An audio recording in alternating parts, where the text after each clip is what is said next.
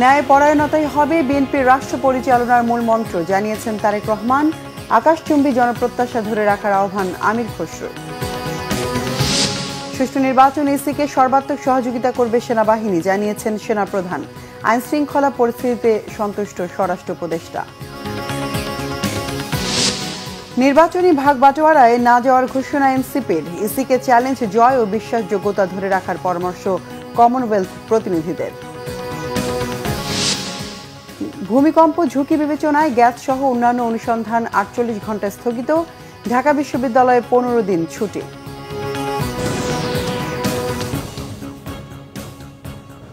দেখছিলেন crown cement সংবাদ শিরোনাম।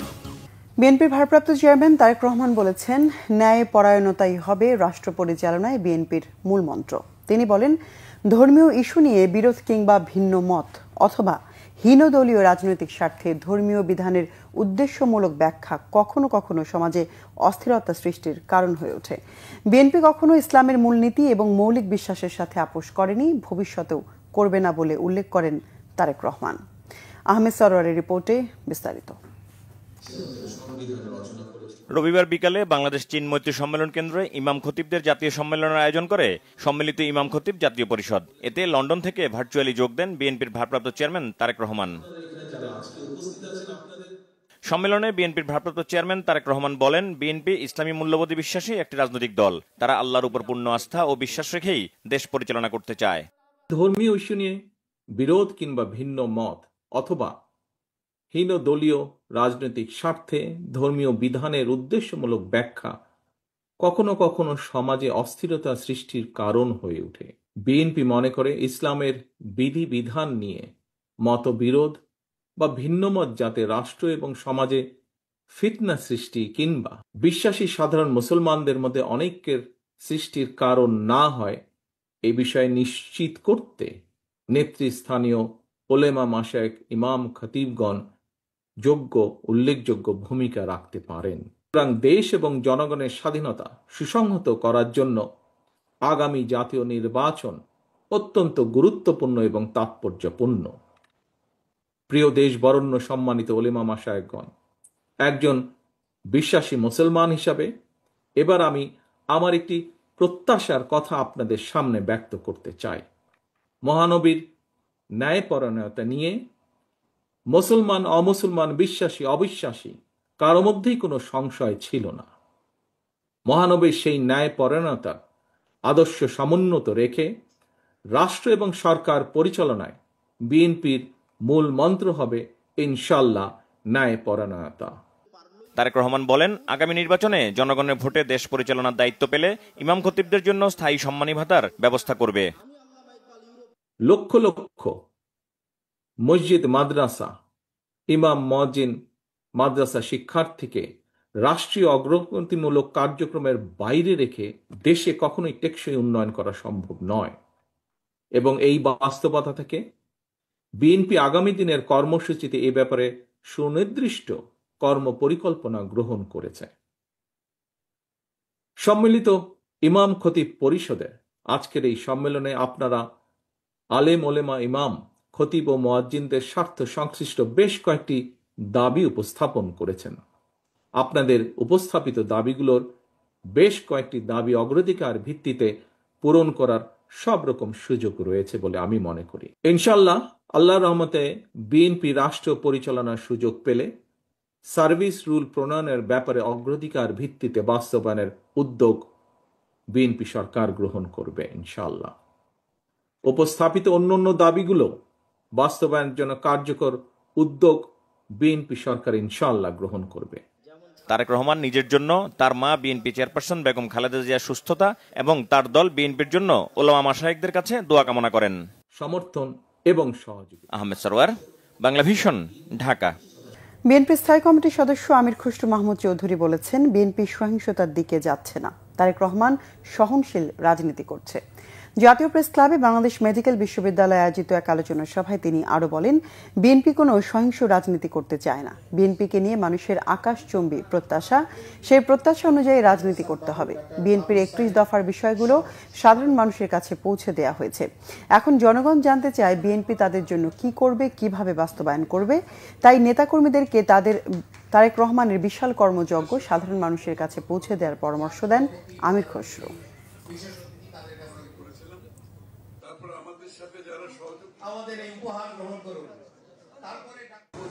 বাংলাদেশের সংস্কারের বিষয়ে যত আলোচনা আছে, যে মৌলিক আলোচনা, সবকিছু কিন্তু 31 দফার মধ্যে আছে। এটাকে আমরা এখন এক্সপান্ড করে আসলে প্রত্যেক সেক্টর ওয়াইজ আমরা কি কি করতে পারবো এই বিষয়টা তুলে ধরা দরকার। যারা যেদিকে যাদের এক্সপার্টিস আছে, যাদের সাথে এটা অ্যাপ্রোপ্রিয়েট, তাদেরকে বোধহয় ফোকাস থাকা, ওই জায়গাতে ফোকাস থাকা ভালো। দেশে সুষ্ঠু নির্বাচন করতে এবং আইন শৃঙ্খলা রক্ষায় নির্বাচন কমিশনকে সেনাবাহিনী সর্বাত্মক সহযোগিতা করবে বলে জানিয়েছেন সেনাপ্রধান জেনারেল ওয়াকারুজ্জামান। সেনানিবাসে আয়োজিত বীরত্বপূর্ণ কাজ ও বাহিনীতে অসামান্য অবদানের জন্য 64 সেনা সদস্যকে পদক এবং 75 মুক্তিযোদ্ধা পরিবারকে সম্মাননা প্রদান অনুষ্ঠানে সেনাপ্রধান একথা বলেন। সেনাপ্রধান বলেন, মুক্তিযুদ্ধের চেতনায় দেশকে এগিয়ে নিতে সব সময় কাজ করে যাচ্ছে সশস্ত্র বাহিনী। আরো জানাচ্ছেন জাহাঙ্গীর আকন্দ। সশস্ত্র বাহিনী দিবস উপলক্ষে ঢাকা সেনানিবাসের আর্মি মাল্টিপারপাস কমপ্লেক্সে আয়োজিত অনুষ্ঠানে বাংলাদেশ সেনাবাহিনীর বীর মুক্তিযোদ্ধা ও তাদের নিকটাত্মীয়দের সংবর্ধনা প্রদান করেন সেনাপ্রধান জেনারেল ওয়াকারুজ্জামান। অনুষ্ঠানে 2024-25 ও 2025-26 অর্থ বছরে বিভিন্ন অবদানের জন্য 9 জনকে সেনাবাহিনী পদক, 17 জনকে অসামান্য সেবা পদক এবং 38 সেনা সদস্যকে বিশিষ্ট সেবা পদক প্রদান করা হয়। এ সময় সেনাপ্রধান জেনারেল ওয়াকারুজ্জামান বলেন, মুক্তিযোদ্ধাদের দেখানো পথ অনুযায়ী দেশের স্বার্থে, দেশের মানুষের কল্যাণে কাজ করে যাবে সেনাবাহিনী। বাংলাদেশ সেনাবাহিনী আজকে কেবল তার নিজস্ব প্রশিক্ষণ কার্যক্রমের মধ্যেই সীমাবদ্ধ নেই, বরং বিভিন্ন সামাজিক ও জাতির গঠনমূলক কার্যক্রমে অংশগ্রহণ করে প্রত্যক্ষ ও পরোক্ষভাবে বেসামরিক প্রশাসনকে সহযোগিতা করে যাচ্ছে। বাংলাদেশ সেনাবাহিনী শান্তিরক্ষী মিশনের পেশাদারিত্বের সাথে অর্পিত দায়িত্ব পালনের মাধ্যমে বিশ্ব শান্তি প্রতিষ্ঠায় অনন্য ভূমিকা রেখে চলেছে। সম্প্রতি সময়ে বাংলাদেশ সেনাবাহিনীর সদস্যগণ ইলেকট্রো সিভিল পাওয়ারে দেশের আইন শৃঙ্খলা রক্ষার কাজে নিয়োজিত আছে। আমরা সামনে একটা নির্বাচনের দিকে যাচ্ছি, সেই নির্বাচনে আমরা যথাযথভাবে ইনশাআল্লাহ সরকারকে সর্বতভাবে সহযোগিতা করব, নির্বাচন কমিশনকে সহযোগিতা করব, যেন আমরা একটা সুন্দর একটা নির্বাচন পেতে পারি। অনুষ্ঠানে 3 ক্যাটাগরিতে 3 জনকে মরণোত্তর সেনাবাহিনী পদক সহ মোট 64 সেনা সদস্যকে পদক দেয়া হয়। জাহাঙ্গীর আকন্দ, বাংলা ভিশন, ঢাকা। বর্তমান পরিস্থিতিতে সন্তোষ প্রকাশ করে নির্বাচনের সময়ও দেশের আইন শৃঙ্খলা পরিস্থিতি অবনতি হবার শঙ্কা দেখছেন না স্বরাষ্ট্র উপদেষ্টা অবসরপ্রাপ্ত লেফটেন্যান্ট জেনারেল জাহাঙ্গীর আলম চৌধুরী। সচিবালয়ে আইন শৃঙ্খলা বিষয়ক কোর কমিটির এক বৈঠক শেষে তিনি এসব কথা জানান। নির্বাচনের আগে আইন শৃঙ্খলা পরিস্থিতি ডেটোরেট করার কোনো সম্ভাবনা নেই। আস্তে আপনারা দেখতেছেন আইন শৃঙ্খলা পরিস্থিতি আস্তে আস্তে উন্নতির দিকে যাচ্ছে। কিন্তু একটা জিনিস হলো যে নির্বাচন যতই ঘনে আসবে, সেই সময় ধরেন যে বিভিন্ন পার্টির ভিতরে মানে ধরেন প্রশাসন এগুলি সংখ্যা বেড়ে যাবে। তারপরে ধরেন এই কি বলে এই যে সভা সমিতি এইগুলির সংখ্যা অনেক বেড়ে যাবে। যেহেতু নির্বাচনে দেখবেন যে প্রতিটা কনস্টিটিউয়েন্সিতে 3-4টা করে সভা হবে, এইগুলির সংখ্যা অনেক বেড়ে যাবে। এই আমাদের এই 1-1.5 বছরের চেষ্টা উন্নতির দিকে গেছে। রাজনৈতিক দলগুলো ভাগ বাটোয়ারার নির্বাচনে ব্যস্ত, তবে এনসিপি এর বাইরে থাকবে বলে জানিয়েছেন দলটির আহ্বায়ক নাহিদ ইসলাম। রাজধানীর শাহবাগে আবু সাইদ কনভেনশন সেন্টারে এনসিপির কেন্দ্রীয় নির্বাচন পরিচালনা কমিটির সংবাদ সম্মেলনে জানানো হয় 1084 জনকে মনোনয়ন ফর্ম দিয়েছে দলটি। যাচাই বাছাইয়ের পর চূড়ান্ত হবে প্রার্থী তালিকা। অভিযোগ করেন শাপলাকলির প্রতীকের প্রকৃত ডিজাইন এখনও দেয়নি ইসি, এতে প্রচারণায় মাঠে নামতে পারছে না এনসিপি। দলের আহ্বায়ক নাহিদ ইসলাম আরও জানান, সৎ, যোগ্য ও দক্ষ ব্যক্তিদের রাজনীতিতে আনতে চান তারা। প্রশাসন নিরপেক্ষ আচরণ করছে না বলেও জানানো হয় সংবাদ সম্মেলনে।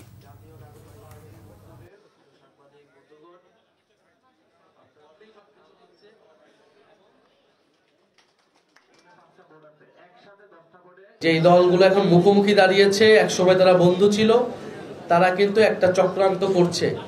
এই নির্বাচনকে একটা ভাগবাটোয়ারা, একটা সাজানো নির্বাচন, একটা সমঝোতার নির্বাচন করার পরিকল্পনা করছে।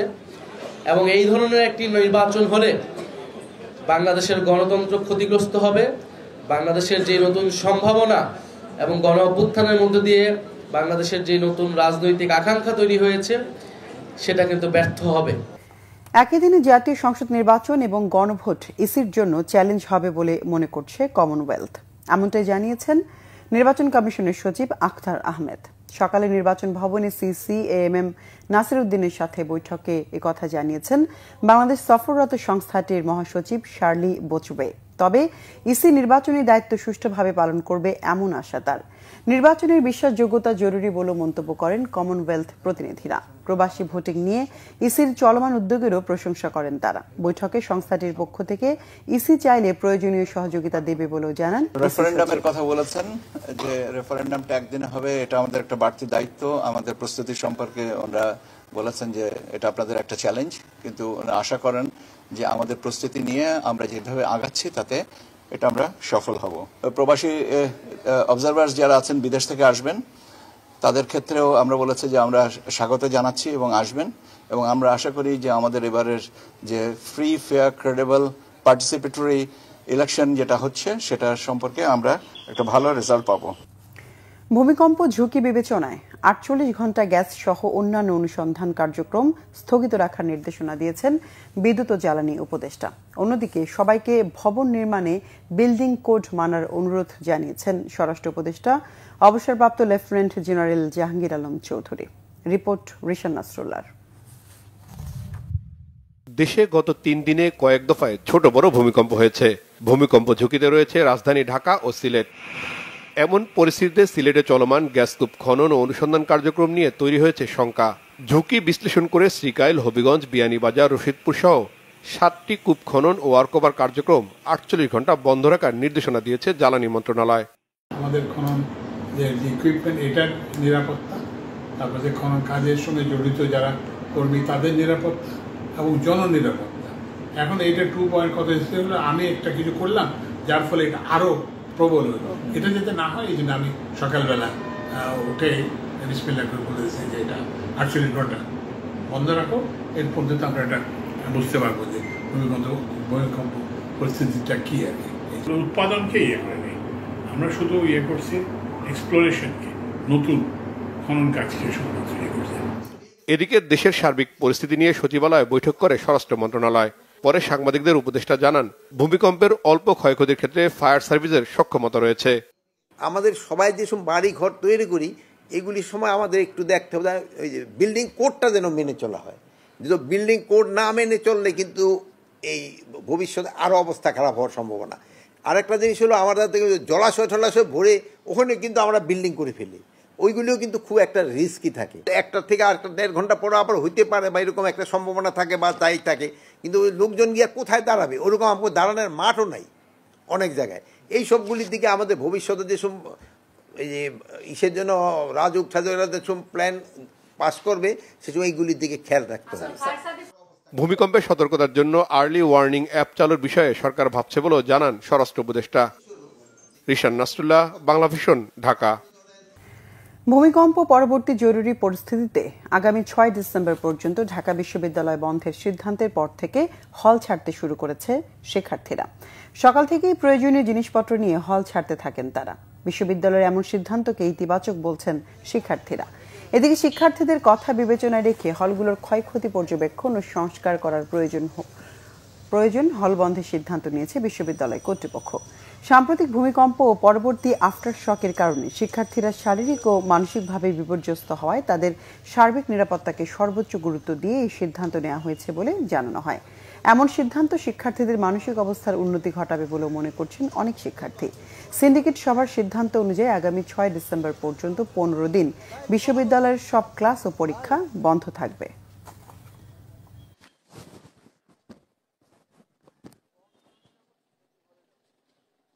সংস্কার কাজ অবশ্যই জরুরি, কারণ জীবন সবার আগে। আর ওইভাবে মানসিকভাবেও আমরা অতটা স্থিতিশীল থাকতে পারি না এই কয়েকদিন। প্রশাসন যা করছে চিন্তা ভাবনা করে করছে, এই পেছনে অবশ্য অন্যান্য কারণও থাকতে পারে। এই হলটা 1964 সালে বানানো হয়েছে, তারপর থেকে এটা কোনো মতে জোড়াতালি দিয়েই তো চলতেছে। প্রথম কথাই হলো যে হলের সংস্কার, আমাদের নতুন একটা আবাসিক ভবন দরকার। একদিনের ব্যবধানে পরপর 3 বার ভূমিকম্প, 3 বারই উৎপত্তি স্থল নরসিংদী। এই বাস্তবতায় জেলা জুড়ে আতঙ্ক।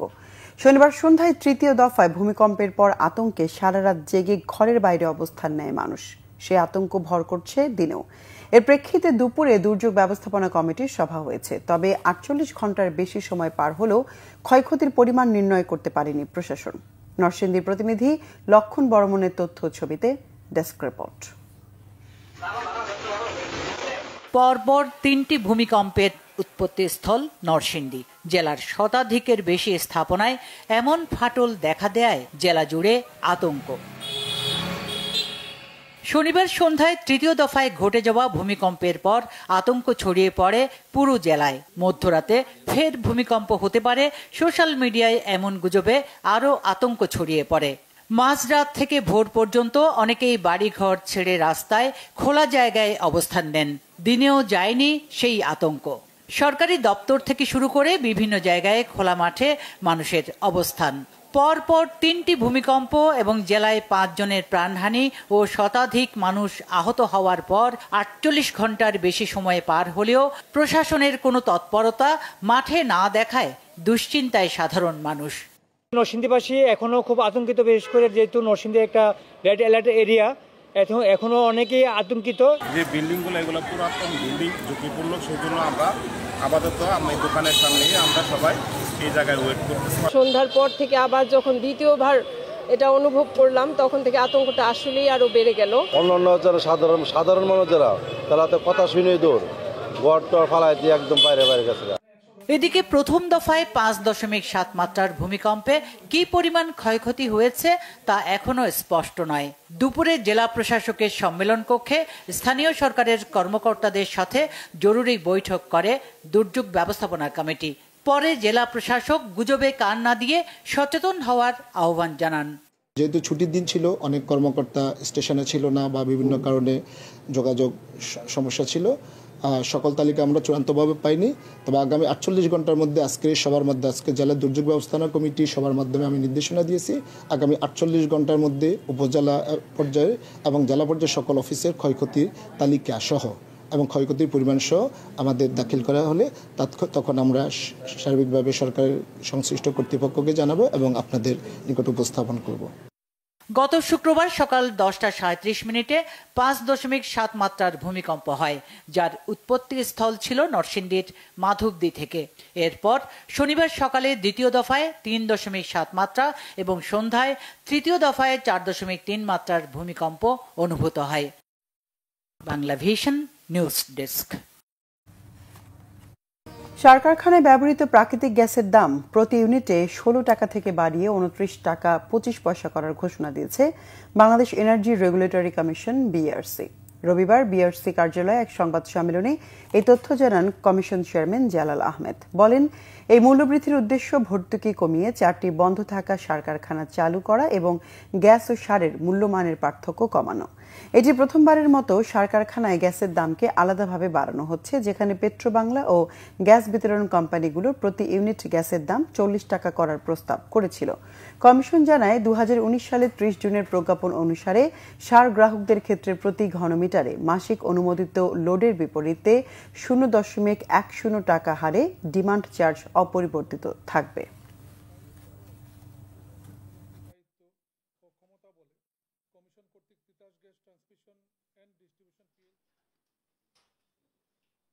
Bakhrabad gas distribution company limited, Jalalabad gas transmission and distribution system limited এবং কর্ণফুলী গ্যাস ডিস্ট্রিবিউশন কোম্পানি লিমিটেডের সার শ্রেণীতে প্রাকৃতিক গ্যাসের মূল্যহার পুনর্নির্ধারণ করা হয়েছে। সার্বিক বিষয়সমূহ পর্যালোচনা ও বিশ্লেষণান্তে কমিশনের আদেশ হচ্ছে যে সার শ্রেণীতে প্রাকৃতিক গ্যাসের ভোক্তা পর্যায়ে মূল্যহার প্রতি ঘন মিটার 29.25 টাকা পুনর্নির্ধারণ করা হলো। দুর্নীতি দমন কমিশন দুদকের চেয়ারম্যান ডক্টর মোহাম্মদ আব্দুল মোমেন বলেছেন, 2008 সালে নির্বাচনী হলফনামায় শেখ হাসিনা কৃষি সম্পত্তি 5.2 একর দেখিয়েছিলেন। তবে দুদকের অনুসন্ধানে মিলেছে 29 একর। দুদক বিষয়টি নিয়ে কাজ করলেও মনোনয়ন বাতিলের কাজ বাস্তবায়ন করতে পারেনি। সকালে সিলেটের দক্ষিণ সুরমার আলমপুরে দুদকের বিভাগীয় কার্যালয়ের ভবনের ভিত্তিপ্রস্তর স্থাপন শেষে তিনি এসব কথা বলেন। ডক্টর মোহাম্মদ আব্দুল মমিন বলেন, দুদকের কাজ নিয়ে কোনো ধরনের চাপ নেই, তবে নানা সীমাবদ্ধতা আছে। নির্বাচন বিষয়ে দুদক চেয়ারম্যান বলেন, প্রার্থী যে দলেরই হোক সৎ লোককে নির্বাচিত করতে হবে। নির্বাচনে প্রার্থীদের হলফনামায় দেশি বিদেশি আয়ের হিসেব দিতে হবে। 2008 সালের নির্বাচনে আমাদের সাবেক প্রধানমন্ত্রী যিনি দেশ ছেড়ে পালিয়ে গেছেন, তিনি যে সম্পদ বিবরণী দাখিল করেন তাতে শুধু একটা উদাহরণ দেই, তাতে কৃষি সম্পত্তির পরিমাণ তিনি সেখানে দেখিয়েছেন 5.21 একর। আর আমরা যখন অনুসন্ধান করতে যাই আমরা পেয়ে যাই 29 একর। তাহলে আপনার কি দাঁড়ায়? তাহলে আপনার শুরুতেই তো আপনার সেই নমিনেশনটা বাতিল হওয়ার কথা ছিল। আপনারা যদি অসৎ লোক নির্বাচন করেন আপনাদের কপালে সেরকমই ঘটবে। কাজে আপনারা শুরু থেকেই সৎ আগে দেখে নেবেন কোন লোকটা সৎ। কৃষি ঋণ ও প্রণোদনা বিতরণে দুর্নীতি ও অনিয়মের অভিযোগে রাঙামাটির লংগদু উপজেলা কৃষি ব্যাংকে অভিযান চালিয়েছে দুদক। রবিবার সকালে রাঙামাটির দুর্নীতি দমন কমিশনের সহকারী পরিচালক আহমেদ ফরহাদ হোসেন ও দুর্নীতি দমন কমিশনের সহকারী পরিচালক মোহাম্মদ রাজু আহমেদের নেতৃত্বে দুদকের 5 জনের একটি টিম লংগদু উপজেলা কৃষি ব্যাংকে অভিযান পরিচালনা করেন। কৃষকদের সাথে তারা কথা বলে নিশ্চিত হয়েছেন ব্যাংক থেকে নির্ধারিত শস্য ঋণ দেখিয়ে কৃষকদের বরাদ্দ প্রাপ্ত ঋণের চেয়ে কৃষকদের টাকা কম দেখানো হয়েছে। আরও কিছু অনিয়মও পেয়েছে দুদকের তদন্তকারী দল। চট্টগ্রামের বাঁশখালীতে নিখোঁজের 3 দিন পর নিজ বাড়ির উঠানের গর্ত থেকে এক বৃদ্ধের লাশ উদ্ধার করেছে পুলিশ। সকালে উপজেলার কালীপুর ইউনিয়নের পূর্ব টেমাপাড়া থেকে মরদেহ উদ্ধার করে পুলিশ। নিহত আশরাফ মিয়া উপজেলার পূর্ব টেমাপাড়া মৃত ফকিরের ছেলে। 3 দিন আগে আশরাফ মিয়া নিখোঁজ হন। রবিবার সকালে নিজ বাড়ির উঠানের দক্ষিণ পাশে কমলা গাছে পানি দিতে গিয়ে গাছের নিচে নতুন মাটি দেখে সন্দেহ হয় নিহতের ছেলের। পরে মাটি খুঁড়ে নিখোঁজ আশরাফ মিয়ার লাশ উদ্ধার করা হয়। মরদেহের মাথায় কয়েকটি আঘাতের চিহ্ন পাওয়া গেছে। ময়নাতদন্তের জন্য চট্টগ্রাম মেডিকেল কলেজ হাসপাতাল মর্গে পাঠানো হয়েছে। কেন কারা এই হত্যাকাণ্ড ঘটিয়েছে পুলিশ তা তদন্ত করছে।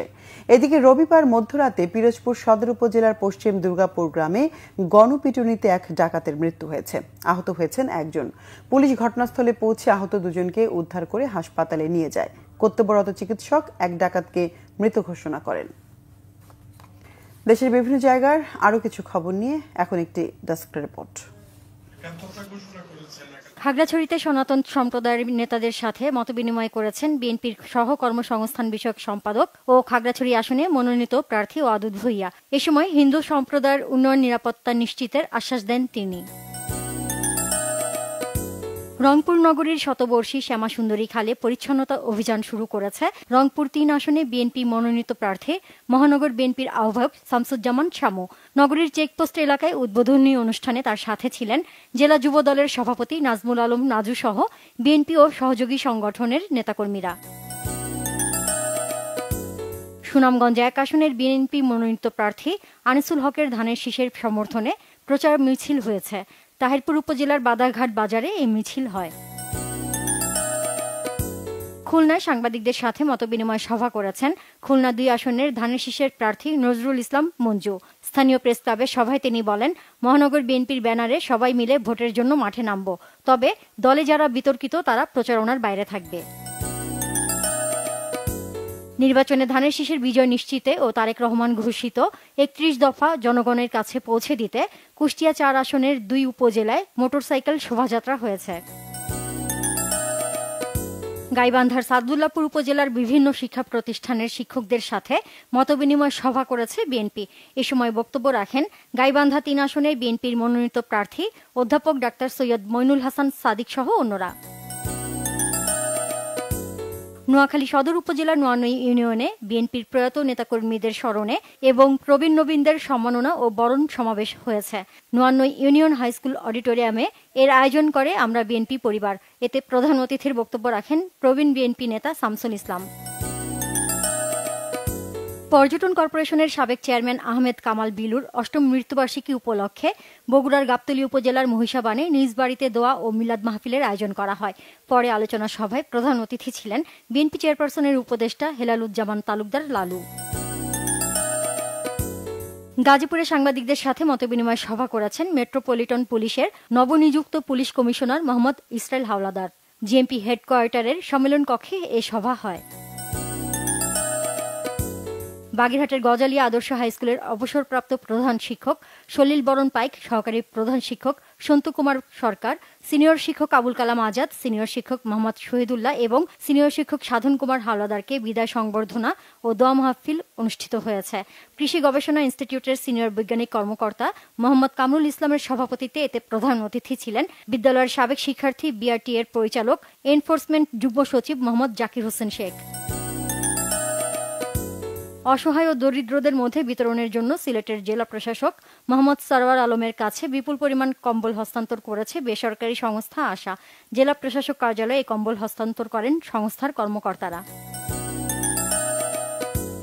ভৈরব উপজেলার সর্বস্তরের হিন্দু সম্প্রদায়ের সামাজিক নিরাপত্তা ও মানবিক ভৈরব গড়ার লক্ষ্যে মতবিনিময় সভা হয়েছে। এতে প্রধান অতিথি ছিলেন কেন্দ্রীয় বিএনপির সাংগঠনিক সম্পাদক, কিশোরগঞ্জ জেলা বিএনপির সভাপতি মোহাম্মদ শরীফুল আলম। পাবনার বাসিন্দা হাফসা ধর্ষণ ও নির্মম হত্যার অতি দ্রুত তদন্ত ও আসামিদের অবিলম্বে ফাঁসির দাবিতে সংবাদ সম্মেলন করেছে নিহতের পরিবার। স্থানীয় প্রেস ক্লাবে সংবাদ সম্মেলন হয়। ঠাকুরগাঁওয়ে জাপানিজ ভাষা প্রশিক্ষণ কেন্দ্রের উদ্বোধন করা হয়েছে। পীরগঞ্জ উপজেলার ফয়জুল শিরিন প্রফেশনাল ট্রেনিং সেন্টারের আয়োজনে এর উদ্বোধন করেন জাপানিজ প্রতিনিধি শিনিজ তাঙ্গে ও Nao Tange. Nazneen Akter, Bangla vision news desk.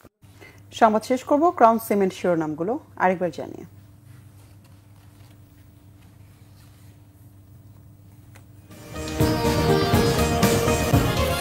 ন্যায়পরায়ণতাই হবে বিএনপির রাষ্ট্র পরিচালনার মূল মন্ত্র, জানিয়েছেন তারেক রহমান। আকাশচুম্বী জনপ্রত্যাশা ধরে রাখার আহ্বান আমির খসরুর। সুষ্ঠু নির্বাচনে ইসিকে সর্বাত্মক সহযোগিতা করবে সেনাবাহিনী, জানিয়েছেন সেনাপ্রধান। আইনশৃঙ্খলা পরিস্থিতিতে সন্তুষ্ট স্বরাষ্ট্র উপদেষ্টা। নির্বাচনী ভাগবাটোয়ারায় না যাওয়ার ঘোষণা এনসিপির, ইসিকে চ্যালেঞ্জ জয় ও বিশ্বাসযোগ্যতা ধরে রাখার পরামর্শ কমনওয়েলথ প্রতিনিধিদের। ভূমিকম্প ঝুঁকি বিবেচনায় গ্যাস সহ অন্যান্য অনুসন্ধান 48 ঘণ্টা স্থগিত, ঢাকা বিশ্ববিদ্যালয়ে 15 দিন ছুটি।